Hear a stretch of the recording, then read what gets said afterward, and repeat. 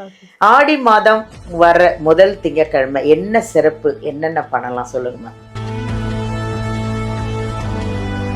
இந்த liver problem ஒருத்தருக்கு ரொம்ப ப்ராப்ளம் ஆகி அவ்வளோதாங்க, லிவரே போயிடுச்சு, அழுகி போன நிலைமையில இருக்காரு அப்படின்னு சொல்லி ரொம்ப ரொம்ப ப்ராப்ளத்தில் அவ்வளோதான்ற அளவுக்கு இங்கே வந்தார். ட்ரீட்மெண்ட்டும் எங்கேயோ பார்த்து முடியாமல் இங்கே இன்னைக்கு அந்த லிவர் ரொம்ப அழகாக அதை கரெக்டாக சரி பண்ணி மெடிசன் கொடுத்து ஏன் சொல்கிறேன்னா,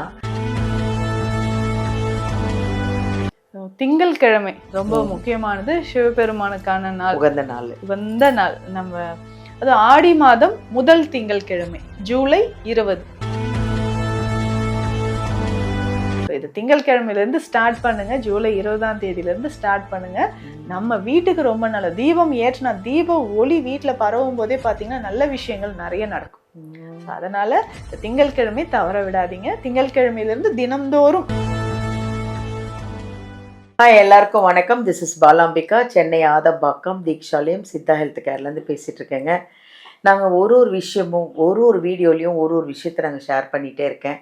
இப்போ இந்த லிவர் ப்ராப்ளம் ஒருத்தருக்கு ரொம்ப ப்ராப்ளம் ஆகி அவ்வளோதாங்க, லிவரே போயிடுச்சு, அழுகி போன நிலைமையில் இருக்காரு அப்படின்னு சொல்லி ரொம்ப ரொம்ப ப்ராப்ளத்தில் அவ்வளோதான்ற அளவுக்கு இங்கே வந்தார். ட்ரீட்மெண்ட்டும் எங்கேயோ பார்த்து முடியாமல் இங்கே இன்னைக்கு அந்த லிவர் ரொம்ப அழகாக அதை கரெக்டாக சரி பண்ணி மெடிசன் கொடுத்து ஏன் சொல்கிறேன்னா, எங்கள் மேம் சித்தர்கள் சொன்ன மெடிசனை தான் கொடுக்குறாங்க. வெறும் இயற்கையான அழகான நல்ல மெடிசன், உங்களுக்கு சைடு எஃபெக்ட் இல்லாமல் நீங்கள் நல்ல குணமாகிற அளவுக்கு சித்தர்கள் சொன்ன அத்தனை மெடிசனையும் கொடுத்து தான் உங்களை குணமாக்குறாங்க.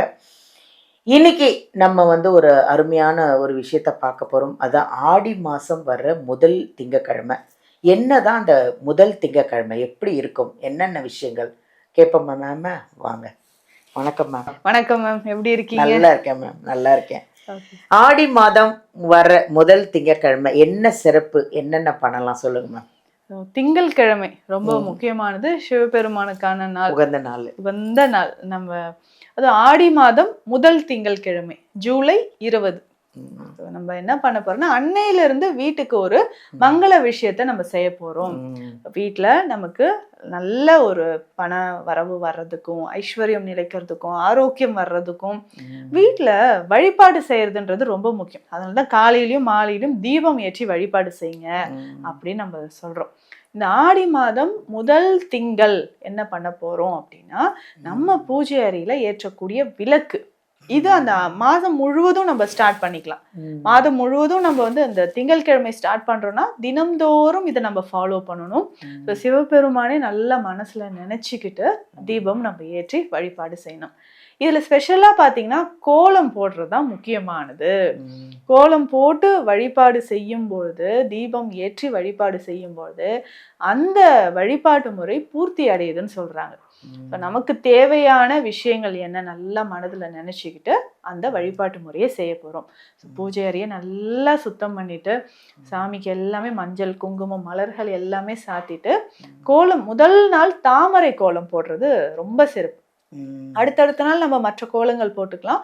முதல் நாள் தாமரை கோலம் போடணும், ரொம்ப முக்கியம். அரிசி மாவுல தான் போடணும், அதுல மஞ்சள் கலந்து போடணும். கோலம் போடக்கூடிய மாவு அரிசி மாவும் மஞ்சள் கலந்து நம்ம கோலம் போடணும். அப்படி நம்ம தாமரை கோலம் போட்டுட்டு, அடுத்தது ஆடி மாதம் அப்படின்னாலே வேப்பிலை தான்.